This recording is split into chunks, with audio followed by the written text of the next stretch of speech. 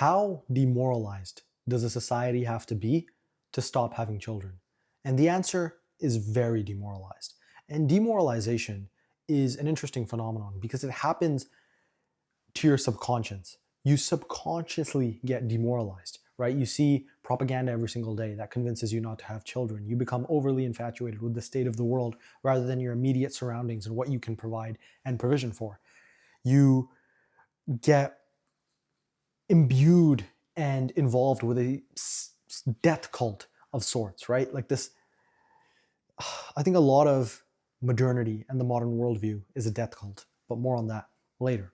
How demoralized does society have to be to not have children? The answer is very demoralized. And the counter I want to make to this is children are everything.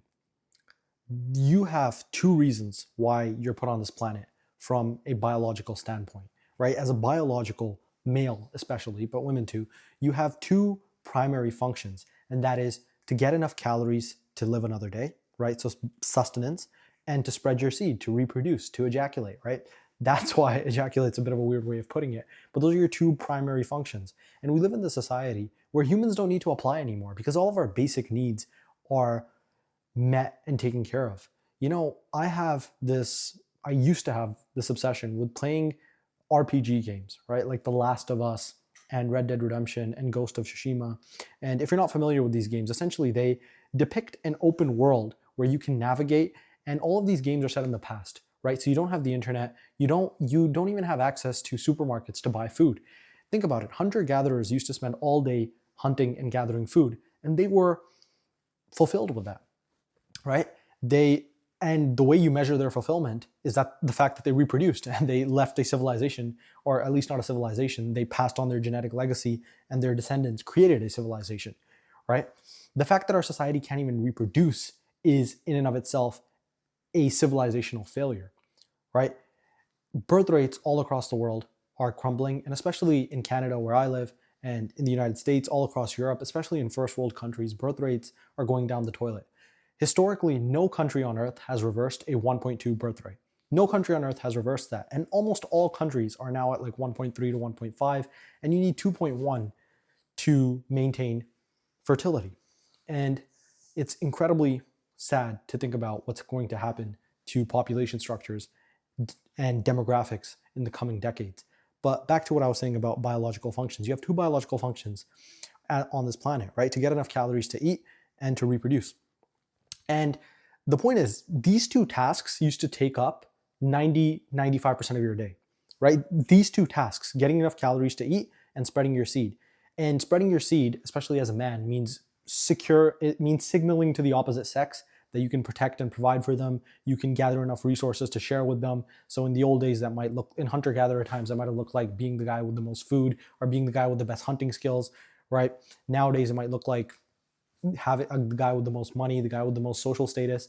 But those two things usually take up 95% of your time. Now, you have supermarkets with unlimited food, right? You have, theoretically, with dating apps and with sexual liberation, you have access to infinity food and infinity sex, yet you don't have infinity children, right? That's what you would expect, but that's not the case. Let's keep going down the list, a little list that I have prepared here. I want to talk about Yuri Bezmenov. And if you're not familiar with Yuri Bezmenov, he was essentially a KGB defector, and he exposed many of the KGB secrets for keeping the Soviet population under control. And one of these secrets, right, one of the strategies used by the Soviet population to keep their population under control, to not rebel, to not like rise up against the government, was called demoralization. You demoralize the population. You instill hopelessness within them. You instill learned helplessness within them, right? These two things cause a population to look around their immediate surroundings and go, I can't change that, right? I can't do anything about that. And a part of demoralization and learned helplessness is focusing too much on external events, right? Now, I'm not saying you shouldn't care about the news, you shouldn't stay politically informed, but I know people that are so concerned about what's going on the other side of the world, they're not worried about their immediate surroundings. They might be living in their mother's basement. They might be living paycheck to paycheck. And instead of fixing those two issues, instead of getting a proper place to live, instead of fixing their income, the predicament they find themselves in financially, instead of fixing their surroundings, which actually takes tangible effort. It takes time, it takes dedication, it takes persistence. Instead of doing those things, they're worried about stuff going on the other side of the world. They're worried about what Trump's doing in the White House. They're worried about trade deals and whatnot. Like, it's insane, right? They should fix their own situation first. And if they fix their own situation, they would have a greater potential at reproducing. But they don't do that. And that's part of demoralization. You bombard people with news, negative news especially, and that demoralizes them on a population level. Another factor is, of course, the cost of living. The cost of living, especially in a major city like Vancouver, where I live, that's in Canada, and across the United States, across Europe, has exploded. The cost of living has exploded, and children are a liability now, right? They used to be, when the majority of Canadians, Americans lived on farms, that children will help you out on the farm. So it made sense to have 5, 6, 7, 8 children. Because if you have 5, 6, 7, 8 children, they help you out on the farm and they help you do some of the work, and you can use them for their labor, and then they grow up and they can take over part of the business. They were an economic investment. You only fed them for a few years before they were helping out and carrying their own weight. Nowadays, children are private school, children are toys, children are nannies, children are daycare, children are vacations, birthday parties. Children are an expense, and they're an expense to the tune of thousands, tens of thousands of dollars, depending on your lifestyle. And many people just look around and they say they can't afford that. And this has consequences economically as well. Because people don't have enough kids, the tax revenue that the government collects is not enough to fund the pensions that are going out to senior citizens. So what does the government do, right? The government imports immigrants. Now, this can have positive ramifications in a small quantity. You can have a small number of people immigrate to a new destination, and they integrate and they assimilate and they contribute positively to the society. But by and large, this has failed, right? Immigrants have failed to assimilate. Immigrants have failed to integrate into many countries across the West. And another thing that immigration does is it causes social breakdown, because cities are suddenly divided into ethnic enclaves, right? It causes a loss of social cohesion, and this further makes people not want to have kids. Because when you have kids, you want them to grow up in a sense of community, right? You want them to grow up with a community that they can resonate with. You want them to know the next door neighbor, and hopefully the next door neighbor has a kid that they can play with, right? So that's one of the lesser talked about impacts of immigration. And the immigration thing doesn't really help I'm going off on a bit of a tangent, but I'll circle back to the birth rate momentarily. It doesn't really help the economy at all. In the long run either, because of course aggregate GDP goes up. Like, there's more volume in the economy, but GDP per capita typically goes down. Locals now have to compete with foreigners for local jobs, and especially if your economy is in a negative predicament, importing a ton of new people right before a recession can cause massive drains on the welfare state. And a lot of the times, especially if immigrants are coming with children of their own, or they're bringing their parents, if you consider the fact that their parents are going to be collecting Social Security, their kids are going to be attending public schools and using public facilities, the tax revenue that they're paying doesn't even offset a lot of the, benefits that they're extrapolating from society. So it might just be a net negative. So I'm saying that the birth rate has no fix. Like, if your country's population is declining and your solution to that is just immigration, that's not a good solution, right? Another thing that has to be talked about is women. What has happened to women in the West in the last 20, not even 20, man, 20 is way too small. In the last 50 years has to be studied. Ever since the 1970s wave of Simone de Beauvoir, Gloria Steinem, like the 1970s wave of radical feminism, there has been an insidious virus effectively injected in the minds of Western women, where they think having children is a burden, when it's the most beautiful and fulfilling thing that you can do as a woman, right? They think having children is a burden.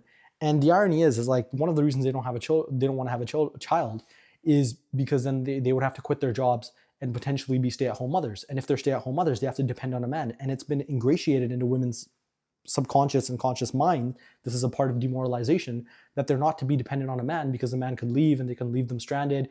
And this is, in my view, an irrational fear. And I'm going to explain why this is an irrational fear. It's because a lot of these women who are worried about being a stay-at-home mother and their man leaving them and not wanting to be financially dependent on a man have a male boss. So they won't obey their husband, but they'll go obey their male boss, right? Their husband tells them to go make him a coffee. They're like, no, go do it yourself. Their boss, usually a man, says, go make me a coffee. And they're like, yes, right away, sir, right? It makes no sense. Secondly, if you're dependent on one man, you have greater control, in my view, and you have you're better set up in life in that specific situation given today's economy than you are working a job. And here's why. If you work a job, your job can be lost due to AI. Your job can be lost due to mass layoffs in favor of hiring people from countries that your country has a free trade agreement with. So with NAFTA, you saw a lot of American manufacturing companies moving their manufacturing bases to Mexico. And because they moved their manufacturing bases to Mexico, a lot of Americans, especially in the Midwest, lost their jobs, right? So with a traditional job, you can lose your job to globalization. You can lose your job to economic downturn. You can, there are a million variables that can cause you to lose your job. So you are dependent, but you're not dependent on a man. You're dependent on the economy. You're dependent on the global economy. You're dependent on your country's government's monetary policy. You're dependent on a variety of things if you're not dependent on a man. So you are still dependent. There's like this myth of this independent woman that goes around, versus if you have a man, you actually have a greater degree of influence over that man than you do your country's economic potential, your country's economy, and the state of the job market. And what I mean when I say you have a greater degree of influence over that man is that man, let's say he's not being a very good provider. First of all, you should have selected for that in the dating stages, but you can motivate him to go and get a job and provide for you. You can motivate him through feminine softness, through grace, through just being a good wife, right? There's nothing that'll motivate a man more to go work in a coal mine, to go work in a diamond mine, to do some, insane amount of labor than to provide for a woman he loves, right? So in my view, this is a very irrational fear, this idea of never being financially dependent on a man. But this fear, which is a part of demoralization and feminism as a whole, is one of the reasons why the birth rate is tanking, because a lot of men don't find feminists attractive. And this is very reasonable. Why would a man find a feminist attractive? Everything that men look for in women, agreeableness, feminine softness, the ability to nurture, right? Nurturing is a characteristic that is so attractive to so many men, especially the kind of men that are going to be able to provide for a family. And it's a characteristic that's lacking in a lot of women, right? Because they've been told that to be nurturing is somehow a disgrace to their gender, and to be confrontational and to be aggressive and to take on all these masculine traits is somehow a good thing. And it's not. And the reason it's not a good thing is because when you have women with masculine polarity and you have men with masculine polarity, they can't attract, right? And because you have so many masculinized women and men don't want to date these masculinized women, you have a collapse in the birth rate. Whereas if these women were more feminine, right, they stayed in their feminine energy a bit more, they did not practice a lot of the masculinized traits that feminism advocates for them to practice, they would not have the mating crisis that they have, right? They would be able to find a man, and a good man, more easily, and then the birth rate would go up. At least that's my worldview. One more thing about women before I move on. I was having a coffee by myself a few days ago, right? And I'm in this cafe, and I see these 4 women, and these women are mid-30s, right? That would have to be my guess. And these 4 women are sat chatting with each other, and they're talking about, I suppose, one of their boyfriends. And they're like, yeah, if he doesn't understand that I need some time to myself, and if he's not going to be there, if he's not going to do X, Y, Z, if he's not going to do this, if he's not going to do that, if he doesn't understand that, I don't even remember the entirety of the conversation, but essentially it was just, he needs to understand, he needs to do this, he needs to tolerate me even when I behave badly, he needs to do an insane amount of work for her, and she provides absolutely no value in return. And I'm just sat there thinking, it's no wonder that these women are single, or that the relationships that they have are fizzling out in a very short amount of time. It's because women have been taught what they can expect from a man, but they haven't been taught to treat a man properly, right? Whereas men are taught to essentially be sacrificial lambs for women, right? A lot of modern dating is that way. Perhaps that's a controversial opinion. I don't think that's the case, but moving on to the state of the world. This is another reason why a lot of people don't want to have kids. The state of the world, right? And this shouldn't concern you as much as it does. I am a very informed person, right? I keep up to date with a lot of what's going on in the world. Perhaps I'm too up to date, right? Perhaps you could even characterize me as an internet autist, although I would disagree with that label. It has been assigned to me in the past. The state of the world. You have to realize something. If you feel that the state of the world is in a bad place, that's a reason to have even more children. Think about it. When the Mongol hordes arrived at the gates of Vienna, what did the Austrians do a few years after the battle? Do you think the birth rate collapsed? No, it soared up, right? The birth rate exploded. Why did the birth rate explode? Because the Austrians believed that they were under existential threat, and they were, from the Mongols, right? They did not let the Mongols penetrate their city, and because they were in an existential threat, the population got together and thought, we need more of us. We need more Austrians, so we need to produce more, right? So consider that. People who, imagine being an Austrian soldier and you're staring at a Mongol death horde, right? That's charging towards your city, and you're standing at the gates and you're looking at that. And a few years later, what happened to the birth rate? It went up. Remember, this video is about the birth rate. When populations in the past have been under massive strain and massive pressure, a lot of the times the birth rate has actually gone up, because their solution to that is we need more humans to figure this out, right? So if you look at the state of the world, I guarantee you, whatever it is you're feeling, you cannot emulate the feeling of being a soldier standing at the gates of Vienna when the Mongol horde arrived. You can't emulate that feeling. And if their birth rate exploded, like, what excuse do we have, right? And like I said earlier, this is a part of demoralization. Demoralization, one of the mechanisms, I can make another video on this, but one of the mechanisms used to demoralize a population is to get them to excessively focus on events that have an external locus of control. Let's look at what Donald Trump is doing in the White House, or what Mark Carney is doing in Parliament or at 24 Sussex, right? These are not events that I have direct control over. These are not events that I can influence. Now, obviously I can watch the news, I can look at their policies, I can look at their X accounts or Twitter accounts. I can look at what they've been up to on a day-to-day basis and what they plan on doing in the future, right? I don't like any of those two, by the way, but I can look at them. However, I have no direct bearing. Like, I can't directly influence. Maybe I can vote, but I can't directly influence the outcome in any way. You understand what I'm saying? But the problem is, most people focus 90% of their energy, 95% of their energy towards events like these, events that they have no control over, like what a particular politician is doing, and they focus 5% of their energy on events that they do have control over, right? Consider the example I gave earlier of a guy who lives in his mom's basement and he's worried about like the trade war going on between Canada and the United States. The guy that lives in his mom's basement and he's worried about what's going on with Iran, right? Now, obviously, you should be worried about a global war. That would be a terrible thing. I'm opposed to it like entirely. However, you don't have any control over that. What are you doing in your meantime, right? If I followed you around with a camera 24 hours of the day, what would I see? And you would see most people dedicating inordinate, unjustifiable amounts of time towards either consuming content or being worried about events that they don't have any locus of control over. And that's a part of demoralization. When you have a population that's convinced that just because there's a war in Iran, they can't have kids here in Canada, you have a demoralized population. All right, I hope that made sense. I can make a video about demoralization in much more depth, but that is a mechanism of demoralization. Now, the last thing I want to say about the state of the world, people had kids during the Great Depression.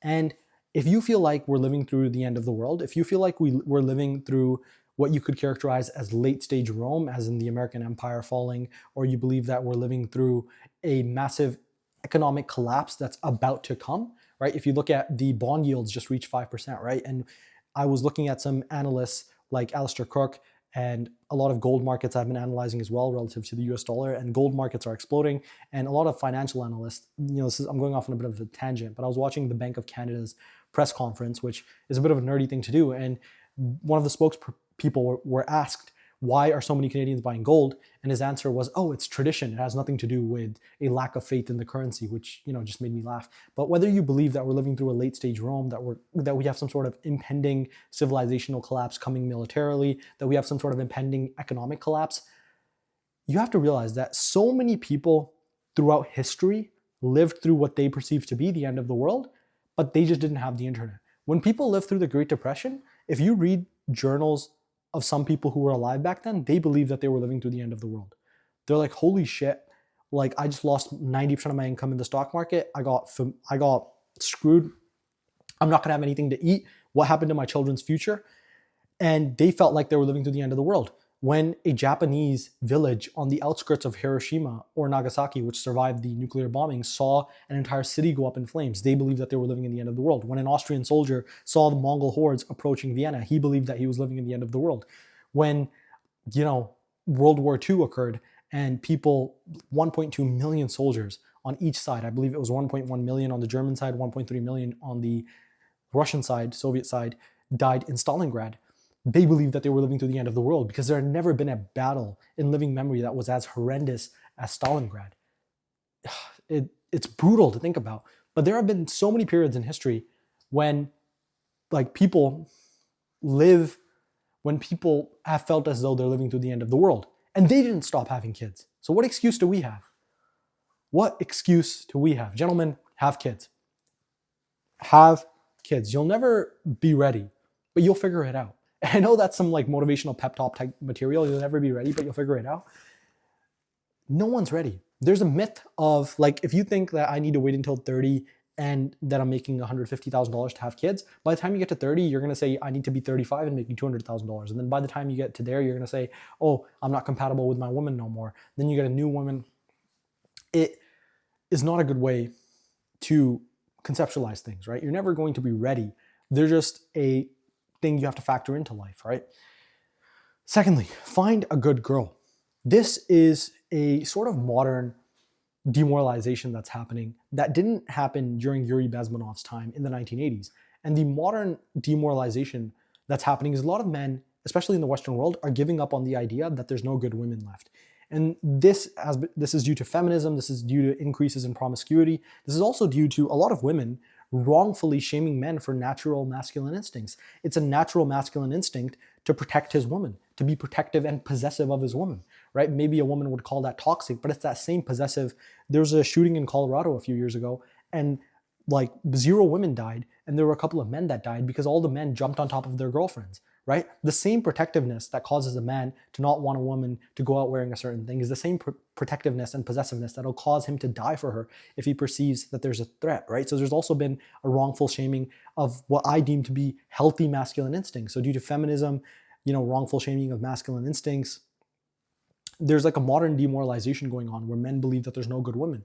And this is a 2-part equation. The first is, yes, a lot of modern women are cooked, but there are also good ones.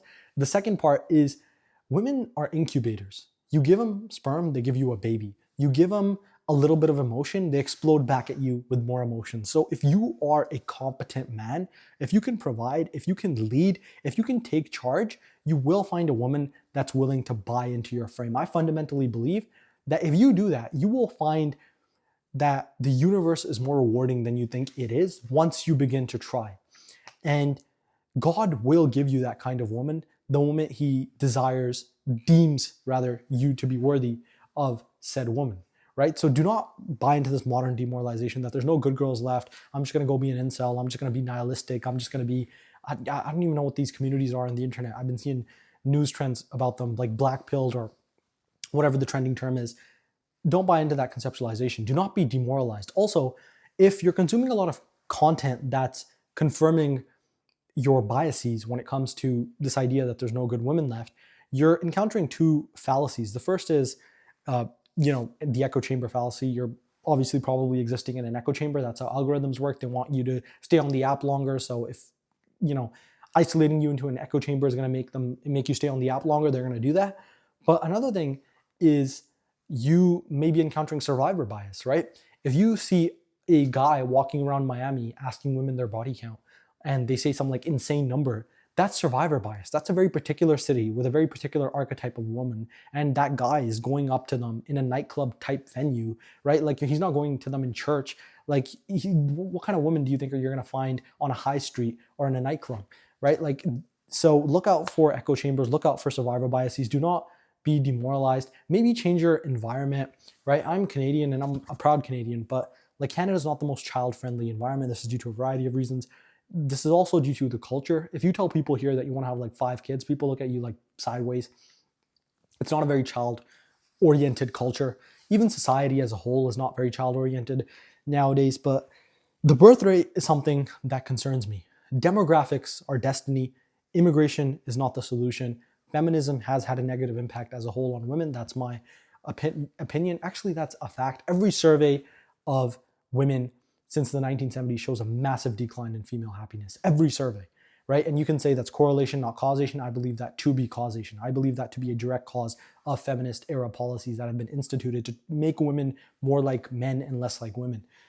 And, I hope that the birth rate recovers, and I hope that even if the birth rate leads to the destruction of civilization as we know it, that might not be a bad thing, because from its ashes can birth a new civilization if there's enough people to birth that civilization. Rome fell apart, but after Rome fell apart, we got the Eastern Roman Empire, which later became known as the Byzantine Empire. After Rome fell apart, a few centuries later, we got the Holy Roman Empire, and we got Italy, we got France, right? All of these countries that used to speak Latin, they broke off into their own Romance languages. They began speaking French, they began speaking Latin.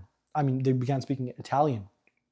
And amazing cultures emerged, amazing literature emerged, amazing histories emerged, right? So Rome was glorious while she lasted. And birth rates were I don't know why I'm going off on a tangent. I'm obsessed with ancient Rome. I'm going off on a bit of a tangent with ancient Rome. But, birth rates are something that really concerns me. I hope they concern you too. Have kids, do not be demoralized. And yeah, that's about it from me today.